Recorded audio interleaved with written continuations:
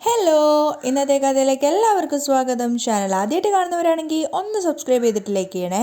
അങ്ങനെ ആരതിയെ പെണ്ണ് കാണാൻ വന്ന പയ്യനോട് മഹേന്ദ്രൻ പറയുന്നുണ്ട്, മോനെ നിനക്ക് പെൺകുട്ടിയോട് സംസാരിക്കണം എന്നുണ്ടെങ്കിൽ തനിച്ച് സംസാരിച്ചോളൂ. അങ്ങനെയാണെങ്കിൽ നിങ്ങൾക്ക് കുറച്ചുകൂടി ഓപ്പണായിട്ട് പെരുമാറാൻ പറ്റുമല്ലോ.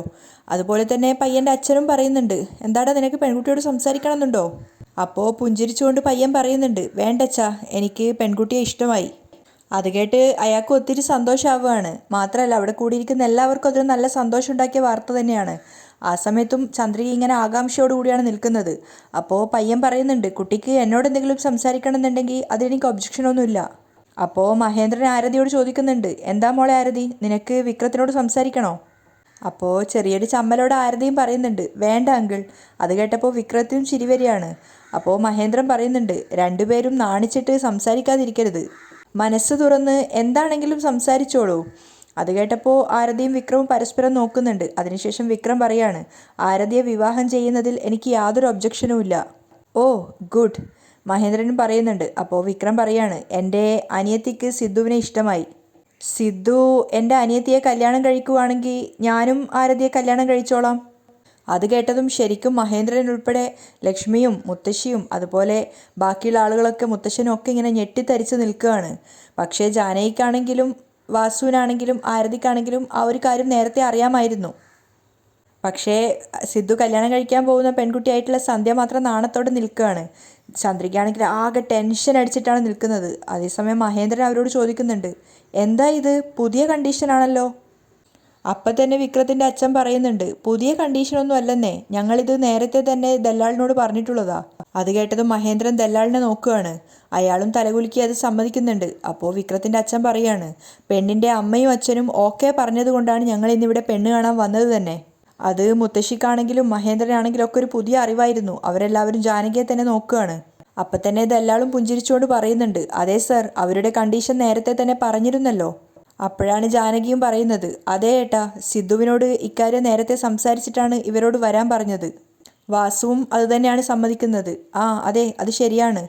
അപ്പോഴും മഹേന്ദ്രനും മുത്തശ്ശനും ഒക്കെ അതൊരു വല്ലാത്ത പുതിയൊരു അറിവായിരുന്നു, കാരണം അവരതൊരിക്കലും പ്രതീക്ഷിച്ചിട്ടുണ്ടായിരുന്നില്ല.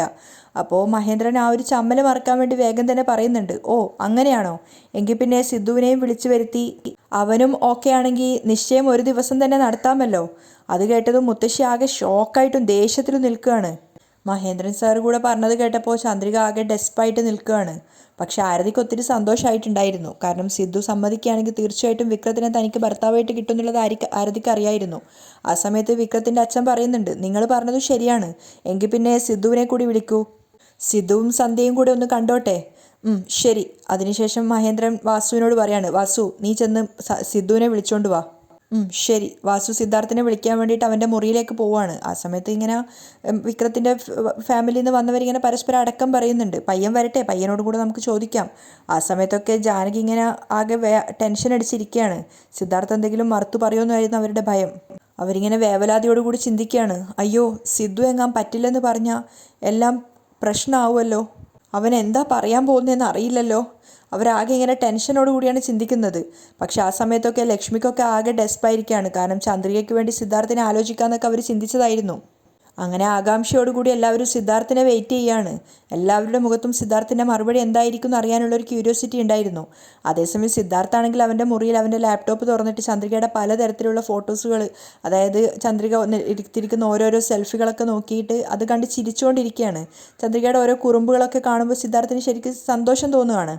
ചന്ദ്രികയെ കാണുന്തോറും സിദ്ധാർത്ഥിൻ്റെ മനസ്സിൽ സന്തോഷം നിറയുകയാണ്. ആ സമയത്താണ് വാസു അങ്ങോട്ടേക്ക് വന്നത്. സിദ്ധാർത്ഥിൻ്റെ പേര് വിളിച്ചപ്പോഴേക്കും അവൻ വേഗം ലാപ്ടോപ്പ് മാറ്റുകയാണ്. ആ സമയത്താണ് അയാൾ പറഞ്ഞത്, ആരതിയെ പെണ്ണ് കാണാൻ വേണ്ടിയിട്ട് വിക്രവും അവൻ്റെ ഫാമിലിയും വന്നിട്ടുണ്ട്. വിക്രം മാത്രമല്ല, അവൻ്റെ സഹോദരി സന്ധ്യയും വന്നിട്ടുണ്ട്. അത് കേട്ടത് സിദ്ധാർത്ഥിൻ്റെ മുഖം ആകെ ദേഷ്യം കൊണ്ട് മാറുകയാണ്. നിന്നെ കാണണമെന്ന് അവർക്ക് വലിയ ആഗ്രഹമുണ്ട്, ഒരു 5 മിനിറ്റ് താഴെ വന്നിട്ട് പോ, വാസു സിദ്ധാർത്ഥിനോട് റിക്വസ്റ്റ് ചെയ്യാണ്. സിദ്ധാർത്ഥ് കുറച്ചൊരു ദേഷ്യത്തോടെയാണ് സംസാരിക്കുന്നത്. എന്താ അച്ഛാ, ആരതിയല്ലേ പെണ്ണ് കാണാൻ വന്നിരിക്കുന്നത്, അതിന് എന്നോട് എന്തിനാ വരാൻ പറയുന്നത്? അപ്പം തന്നെ വാസു പറയുന്നുണ്ട്, എന്താടാ ഇങ്ങനെയൊക്കെ സംസാരിക്കുന്നേ, ഒന്നും അറിയാത്തതുപോലെ പറയുന്നേ. സന്ധ്യയെ നീ വിവാഹം കഴിക്കാൻ സമ്മതിച്ചാലേ ആരതിയെ വിക്രം വിവാഹം കഴിക്കൂ എന്നാണ് പറയുന്നത്. ആരതിയെ വിക്രത്തിന് ഒരുപാട് ഇഷ്ടപ്പെട്ടു. അതുപോലെ തന്നെ ആ പെൺകുട്ടി സന്ധ്യയും കാണാൻ നല്ല ഭംഗിയുണ്ട്. ആ പെൺകുട്ടിയെ ഒരു തവണ കണ്ടാൽ തീർച്ചയായിട്ടും നിനക്ക് അവളെ ഇഷ്ടപ്പെടും. നീ ഈ കല്യാണത്തിന് സമ്മതിക്കുകയും ചെയ്യും. പക്ഷെ സിദ്ധാർത്ഥ് അപ്പോഴൊക്കെ ദേഷ്യത്തോടെയാണ് ഇരിക്കുന്നത്. അപ്പോൾ വാസു റിക്വസ്റ്റ് ചെയ്യുന്നുണ്ട്, ദയവ് ചെയ്ത് നീ വന്നൊന്ന് ആ പെൺകുട്ടിയെ കാണ്. അപ്പോൾ സിദ്ധാർത്ഥ് ദേഷ്യത്തോട് ചോദിക്കുന്നുണ്ട്, അച്ഛ എന്തൊക്കെയാ അച്ഛ ഈ പറയുന്നത്? ഇതെന്താ ബിസിനസ് ആണോ? ഒന്ന് കൊടുത്തിട്ട് ഒന്നിങ്ങോട്ടേക്ക് വാങ്ങിക്കാൻ? ഇത് ജീവിതമാണ് അച്ഛാ. അപ്പോൾ വാസു പറയുന്നുണ്ട്, ഡാ അവസാന നിമിഷം നീ ഇങ്ങനെയൊക്കെ പറഞ്ഞാൽ എങ്ങനെയാ? അമ്മ നിന്നോട് എല്ലാ കാര്യങ്ങളും സംസാരിച്ചതല്ലേ? നീ വന്നില്ലെങ്കിൽ മുത്തശ്ശനും മഹേന്ദ്രൻ ഞങ്ങളൊക്കെ എന്ത് വിചാരിക്കുവടാ? വാടാ അച്ഛ, എന്താ അച്ഛ ഇത്? പ്ലീസ് ഒരു 5 മിനിറ്റ് വന്ന് തല കാണിച്ചിട്ട് പോ. വാസു മകനോട് കെഞ്ചാണ്. അങ്ങനെ ഒട്ടും താല്പര്യമില്ലാതെ വാസുവിൻ്റെ ആ ഒരു നിർബന്ധത്തിന് വഴങ്ങി മാത്രം സിദ്ധാർത്ഥ് താഴോട്ടേക്ക് വന്നിട്ടുണ്ടായിരുന്നു. ആ സമയത്ത് അടുക്കളയുടെ ഭാഗത്തായിട്ടാണ് ചന്ദ്രിക നിൽക്കുന്നത്. സിദ്ധാർത്ഥ് സ്റ്റെപ്പ് ഇറങ്ങി വരുമ്പോൾ തന്നെ ചന്ദ്രികയെ കാണുന്നുണ്ടായിരുന്നു. കുറച്ചുനേരം അവൻ ചന്ദ്രികയെ നോക്കിയതിനു ശേഷം പയ്യൻ മുന്നോട്ടേക്ക് നടക്കുകയാണ്. ആ സമയത്ത് ഹാളിൽ തടിച്ചുകൂടിയിരിക്കുന്ന എല്ലാവരെയും സിദ്ധാർത്ഥ് കാണുന്നുണ്ട്. പക്ഷെ അവരെയൊക്കെ കാണുന്ന സമയത്തും സിദ്ധാർത്ഥ് തിരിഞ്ഞ് ചന്ദ്രികയെ തന്നെ ഒരുപാട് നേരം നോക്കിക്കൊണ്ട് നിൽക്കുകയാണ്. ചന്ദ്രികയാണേലും ദയനീയമായിട്ട് സിദ്ധുവിനെ നോക്കി നിൽക്കുകയാണ്. എല്ലാവരും ആ ഒരു കാഴ്ച കാണുന്നുണ്ടായിരുന്നു, സിദ്ധു ചന്ദ്രികയെ തന്നെ നോക്കിക്കൊണ്ട് നിൽക്കുന്നത്. അപ്പോൾ ജാനകി ദേഷ്യത്തോടെ ചിന്തിക്കുന്നുണ്ട്, ഈ ചന്ദ്രികയുടെ അടുക്കളയിലേക്ക് പോകാൻ പറഞ്ഞാൽ അവൾ അടുക്കളയ്ക്ക് മുന്നിൽ നിന്ന് സിദ്ധുവിനെ തന്നെ നോക്കിക്കൊണ്ട് നിൽക്കുവാണല്ലോ. ആദ്യം ഇവളെ ഈ വീട്ടിൽ നിന്ന് അടിച്ചിറക്കണം. ജാനകിക്ക് അത്രയ്ക്ക് ദേഷ്യം വരുന്നുണ്ടായിരുന്നു ചന്ദ്രികയുടെ അടുത്ത്. അപ്പോഴേക്കും വാസു എത്തിയിട്ട് സിദ്ധുവിനെ വിളിച്ചുകൊണ്ട് തള്ളിക്കൊണ്ട് അങ്ങോട്ടേക്ക് എല്ലാവരും കൂടിയിരിക്കുന്ന ഹാളിലേക്ക് പോവുകയാണ്. സിദ്ധു അവിടെ എത്തിയ സമയത്ത് മഹേന്ദ്രൻ അവനോട് അടുത്തിരിക്കാൻ വേണ്ടി ആവശ്യപ്പെടുന്നുണ്ട്. പക്ഷേ താല്പര്യമില്ലാത്തത് കൊണ്ട് തന്നെ സിദ്ധാർത്ഥ് പറയുന്നുണ്ട്, സാരിയില്ല, ഞാനിവിടെ നിന്നോളാന്ന്. പക്ഷേ ആ സമയത്ത് ജാനകി കുറച്ച് ദേഷ്യത്തോടെയാണ് സംസാരിക്കുന്നത്. സിദ്ധു, അമ്മാവൻ ഇരിക്കാനല്ലേ പറഞ്ഞത്? അത് കേട്ടതും അമ്മയെ നോക്കിക്കൊണ്ട് സിദ്ധാർത്ഥ് പോയിട്ട് മഹേന്ദ്രൻ്റെ അടുത്ത് അവിടെ ഇരിക്കുകയാണ്. സിദ്ധാർത്ഥ് അടുത്ത് വന്നിരുന്ന സമയത്ത് മഹേന്ദ്രൻ പരിചയപ്പെടുത്തി കൊടുക്കുകയാണ്. സിദ്ധാർത്ഥ്, ഇത് സന്ധ്യ. സിദ്ധു സന്ധ്യ നോക്കിയ സമയത്ത് അവൾ അവന് നമസ്കാരം പറയുകയാണ്. പക്ഷേ സിദ്ധാർത്ഥ് അവളോട് തിരിച്ച് പ്രതികരിക്കുന്നില്ല. വിക്രമിൻ്റെ അനുജത്തി. പയ്യൻ്റെ റിക്വസ്റ്റ് എന്താണെന്ന് വെച്ചാൽ നീ സന്ധ്യ വിവാഹം കഴിച്ചാലേ അവൻ ആരതിയെ വിവാഹം കഴിക്കുള്ളൂ എന്നാ മഹേന്ദ്രൻ സിദ്ധാർത്ഥിന് പറഞ്ഞു കൊടുക്കുകയാണ്. ഈ വിവാഹം നടക്കണമെങ്കിൽ നിന്റെ തീരുമാനം വളരെ പ്രധാനമാണ്. സിദ്ധാർത്ഥ് ഒന്നും പറയാനാവാതെ അമ്മയെ ഭയന്നുകൊണ്ട്, അല്ലെങ്കിൽ താൻ കാരണം അനിയത്തിക്കൊരു ജീവിതം നഷ്ടപ്പെടുമോ എന്നൊക്കെയുള്ളൊരു ഭയം കൊണ്ട് അനങ്ങാതിരിക്കുകയാണ്. ആ സമയത്ത് മഹേന്ദ്രൻ വീണ്ടും ചോദിക്കുന്നുണ്ട്, സിദ്ധു, നിനക്ക് സന്ധ്യ ഇഷ്ടമാണോ? എല്ലാവരും സിദ്ധാർത്ഥിൻ്റെ മറുപടി അറിയാൻ വേണ്ടി അവൻ്റെ മുഖത്തേക്ക് തന്നെ സൂക്ഷ്മമായി നോക്കിക്കൊണ്ട് നിൽക്കുകയാണ്. സിദ്ധാർത്ഥ് എന്തെങ്കിലും ഒബ്ജക്ഷൻ പറയുമോ എന്ന് അറിയാൻ വേണ്ടി. പക്ഷേ സിദ്ധാർത്ഥ് ഒന്നും പറയാതെ തലതാഴ്ത്തി നിൽക്കുകയാണ്. ആ സമയത്ത് മഹേന്ദ്രൻ തിരിഞ്ഞിട്ട് സന്ധ്യയോട് ചോദിക്കുകയാണ്, എന്താ മോളെ, നിനക്ക് സിദ്ധുവിനെ ഇഷ്ടപ്പെട്ടോ? അപ്പം തന്നെ സന്ധ്യ പറയുന്നുണ്ട് നാണത്തോടെ, എനിക്ക് ഇഷ്ടപ്പെട്ടു. അത് കേട്ടതും സിദ്ധാർത്ഥ് ഒന്നുകൂടി സന്ധ്യയെ നോക്കുകയാണ്. മുത്തശ്ശിക്കൊക്കെ അത് കേട്ടപ്പോൾ ദേഷ്യം വരുന്നുണ്ടായിരുന്നു. ചന്ദ്രികയാണെങ്കിൽ ആകെ തളർന്ന് ദയനീയാവസ്ഥയിലായിട്ടുണ്ടായിരുന്നു. സന്ധ്യയുടെ മറുപടി കേട്ടതും എല്ലാവരുടെയും മുഖത്ത് സന്തോഷം നിറയാണ്. അപ്പം തന്നെ മഹേന്ദ്രൻ പറയുന്നുണ്ട്, എങ്കിൽ പിന്നെ നിങ്ങൾക്ക് രണ്ടുപേർക്കും പരസ്പരം സംസാരിക്കണമെങ്കിൽ സംസാരിച്ചിട്ട് രണ്ടുപേരും മനസ്സ് തുറന്ന് കാര്യങ്ങളൊക്കെ തീരുമാനിച്ചാൽ മതി. പെട്ടെന്ന് തന്നെ ജാനകി ഇടയിൽ കയറുകയാണ്. ചേട്ടാ, ഇതിലിത്രമാത്രം സംസാരിക്കാൻ എന്താ ഉള്ളത്? സിദ്ധാർത്ഥ് സന്ധ്യയെ കല്യാണം കഴിക്കാൻ സമ്മതിച്ചതാണല്ലോ. അതുകൊണ്ടല്ലേ ഞാൻ ഇവരോട് പെണ്ണ് കാണാൻ തന്നെ വരാൻ പറഞ്ഞേ. അത് കേട്ടതും സിദ്ധാർത്ഥ് അമ്മയെ തന്നെ നോക്കിയിരിക്കുകയാണ്. അവനൊന്നും പറയാനാവാത്ത അവസ്ഥയിൽ തലതാഴ്ത്തി ഇരിക്കേണ്ട ഒരു ഗതികേടിലായിരുന്നു ഉണ്ടായിരുന്നത്. പക്ഷേ ജാനകിയുടെ മറുപടി കേട്ടതും സന്ധ്യയുടെയും വിക്രത്തിൻ്റെയും വീട്ടുകാർക്കും അവർക്കൊക്കെ ഒത്തിരി സന്തോഷമാവുകയാണ്. മാത്രമല്ല മഹേന്ദ്രൻ വീണ്ടും ചോദിക്കുന്നുണ്ട്, സത്യമാണോ സിദ്ധാർത്ഥ്? അത് കേട്ടതും സിദ്ധാർത്ഥ് മഹേന്ദ്രൻ്റെ മുഖത്തേക്ക് നോക്കുകയാണ്. അപ്പോൾ മഹേന്ദ്രൻ ചോദിക്കുന്നുണ്ട്, നിങ്ങൾക്ക് രണ്ടുപേർക്കും ഒരു ദിവസം തന്നെ മുഹൂർത്തം നോക്കാമോ? അതിനും സിദ്ധാർത്ഥിന് ഒരു മറുപടിയും പറയാൻ സാധിക്കുന്നുണ്ടായിരുന്നില്ല. അവനാകെ ഭയത്തോടെ എന്ന പോലെയാണ് അവിടെ ഇരിക്കുന്നത്. അപ്പം തന്നെ ജാനകി അതിനും മറുപടി പറയുന്നുണ്ട്, അതിനെന്താ, കുറിക്കാലോ ഏട്ടാ. അപ്പോൾ തന്നെ മഹേന്ദ്രൻ വേഗം ദല്ലാളിനോട് പറയാണ്, ദല്ലാളെ, ഒരു നല്ല ദിവസം നോക്കി പറയൂ. അങ്ങനെയെങ്കിൽ നിശ്ചയത്തിന് സമയം നോക്കാം. അപ്പോൾ ദല്ലാളും പറയുന്നുണ്ട്, ഓ ഇപ്പം തന്നെ നോക്കാം. അങ്ങനെ അയാൾ തൻ്റെ കയ്യിലിരുന്ന ജ്യോത്സ്യത്തിൻ്റെ പുസ്തകം എടുത്തിട്ട് ഒരു ദിവസം, നല്ലൊരു ദിവസം നോക്കി കുറിക്കാൻ വേണ്ടി നോക്കുകയാണ്. ആ സമയത്താണെങ്കിലും സന്ധ്യ ഇടയ്ക്കിടയ്ക്ക് സിദ്ധുവിനെ നോക്കുന്നുണ്ടെങ്കിലും സിദ്ധു തലതാഴ്ത്തി തന്നെ ഇരിക്കുകയാണ്. പക്ഷേ വിക്രമും ആരതിയും പരസ്പരം നോക്കിയിട്ട് പുഞ്ചിരിക്കുന്നുണ്ടായിരുന്നു. അങ്ങനെ ജ്യോത്സ്യത്തിൻ്റെ പുസ്തകത്തിൽ നോക്കിയതിന് ശേഷം ദല്ലാൾ പറയുന്നുണ്ട്, വരുന്ന വെള്ളിയാഴ്ച, അന്ന് പൗർണമി ദിവസമാണ്, അന്നൊരു നല്ല മുഹൂർത്തമുണ്ട്. അന്ന് തന്നെ ദിവസം നോക്കിയതിന് ശേഷം പരസ്പരം മോതിരമാറ്റവും നടത്താം. അത് കേട്ടതും സിദ്ധാർത്ഥ ആകെ ഷോക്കായിട്ട് അയാളെ നോക്കുകയാണ്. അവൻ അപ്പോഴും ഒന്നും മിണ്ടാൻ സാധിക്കുന്നുണ്ടായിരുന്നില്ല. അവൻ ശരിക്കും പറഞ്ഞാൽ തോറ്റൊരവസ്ഥയിലായിരുന്നു. ആകെ ദയനീയമായ അവസ്ഥയിൽ തന്നെയാണ് ചന്ദ്രിക ഉണ്ടായിരുന്നത്. പക്ഷേ മുത്തശ്ശിക്ക് നല്ല ദേഷ്യം വരുന്നുണ്ടായിരുന്നു. പക്ഷേ ബാക്കിയുള്ള എല്ലാവർക്കും ആ ഒരു ദിവസം ശരിക്കും പറഞ്ഞു കഴിഞ്ഞാൽ സമ്മതമായിരുന്നു. കാരണം എല്ലാവരുടെയും മുഖത്തൊരു നിറഞ്ഞ പുഞ്ചിരി ഉണ്ടായിരുന്നു. മഹേന്ദ്രനാണെങ്കിലും മുത്തശ്ശനാണെങ്കിലും ലക്ഷ്മിക്കാണെങ്കിലും ഒന്നും ഉൾക്കൊള്ളാൻ സാധിച്ചിട്ടില്ലെങ്കിലും അവരും ആ ഒരു സന്തോഷത്തിൽ പങ്കുചേരുകയാണ്. സിദ്ധാർത്ഥാണെങ്കിൽ ആകെ ദയനീയമായിട്ട് അവൻ തിരിഞ്ഞു നോക്കുമ്പോൾ ചന്ദ്രികയുടെ മുഖത്തേക്കാണ് നോട്ടം വരുന്നത്. ആ സമയത്ത് ചന്ദ്രികയും അതേ അവസ്ഥയിൽ തന്നെയാണ്. മാത്രമല്ല അവൾ ചിന്തിക്കുന്നുണ്ട്, സിദ്ധു സാറിൻ്റെ ആ ഒരു മിണ്ടാതെയുള്ള ഇരുത്തം കാണുമ്പോൾ അദ്ദേഹത്തിനും ആ പെൺകുട്ടിയെ ഇഷ്ടമായി എന്നാണ് തോന്നുന്നത്. ചന്ദ്രിക ചിന്തിക്കുന്നുണ്ട്. അതേസമയം സിദ്ധാർത്ഥാണെങ്കിൽ മനസ്സിൽ ചിന്തിക്കുന്നുണ്ട്, ചന്ദ്രികയെ, നിന്നെ അല്ലാതെ മറ്റാരെയും ഞാൻ വിവാഹം കഴിക്കില്ല, ഇത് സത്യം. ആ സമയം ജാനകി ചിന്തിക്കുന്നുണ്ട്, സിദ്ധു, നീ ഈ പെൺകുട്ടിയെ വിവാഹം കഴിച്ചില്ലെങ്കിൽ ഈ വീട്ടിലൊരു ശവം വീഴുമെടാ. സിദ്ധാർത്ഥിൻ്റെ നോട്ടം ചന്ദ്രികയിലേക്കാണെന്ന് മനസ്സിലാക്കിക്കൊണ്ടാണ് ജാനകി അങ്ങനെ ചിന്തിക്കുന്നത്. ആ സമയത്ത് മുത്തശ്ശൻ ചോദിക്കുന്നുണ്ട്, എന്താ സിദ്ധാർത്ഥ്, നീ ഒന്നും മിണ്ടാതെ ഇരിക്കുന്നത്?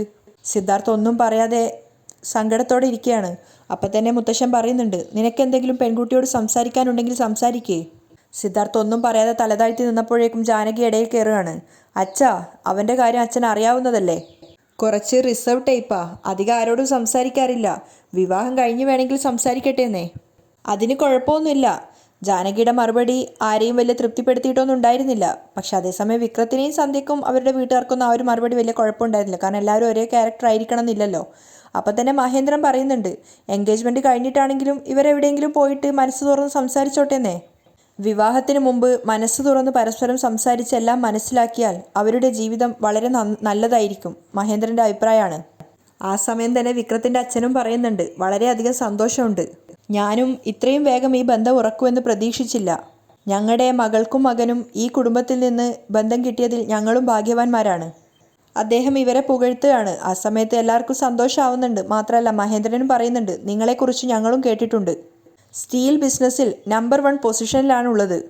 നിങ്ങളുടെ വീട്ടിൽ നിന്നും ഒരു ബന്ധം കിട്ടാൻ ഞങ്ങളാണ് ഭാഗ്യം ചെയ്തത്. മഹേന്ദ്രനും അവരെ പുകഴ്ത്തുകയാണ്. അത് കേട്ടപ്പോൾ പയ്യൻ്റെ അമ്മ പറയുന്നുണ്ട്, ചെറുക്കൻ എന്താ വേണ്ടതെന്ന് വെച്ചാൽ പറഞ്ഞാൽ മതി, ഞങ്ങളുടെ ഭാഗത്ത് നിന്ന് ഒരു കുറവും ഉണ്ടാവില്ല. അത് കേട്ടപ്പോൾ തന്നെ മഹേന്ദ്രൻ പുഞ്ചിരിച്ചുകൊണ്ട് പറയാണ്, ഏയ് അങ്ങനെയൊന്നും വേണ്ട, നിങ്ങളുടെ മകൾക്ക് നിങ്ങൾ എന്തു ചെയ്യുന്നോ അത് മാത്രം ചെയ്താൽ മതി. അത് കേട്ട് അവർക്ക് ഒത്തിരി സന്തോഷമാവുകയാണ്. അപ്പം മഹേന്ദ്രൻ പറയുന്നുണ്ട്, അതുപോലെ തന്നെ ഞങ്ങൾ എന്തെങ്കിലും ചെയ്യണമെന്നുണ്ടെങ്കിൽ പറഞ്ഞോളൂ. അപ്പം തന്നെ വിക്രത്തിൻ്റെ അച്ഛനും പറയാണ്, ഏയ് ഞങ്ങൾക്കും ഒന്നും വേണ്ട, ദൈവത്തിൻ്റെ സഹായം കൊണ്ട് എല്ലാം ഞങ്ങളുടെ പക്കലുണ്ട്. ഈ പെൺകുട്ടിയെ മാത്രമേ ഞങ്ങൾക്ക് വേണ്ടൂ. അത് കേട്ടതും ആരതിയും വിക്രവും പരസ്പരം മുഖത്തോട് മുഖം നോക്കി പുഞ്ചിരിക്കുകയാണ്.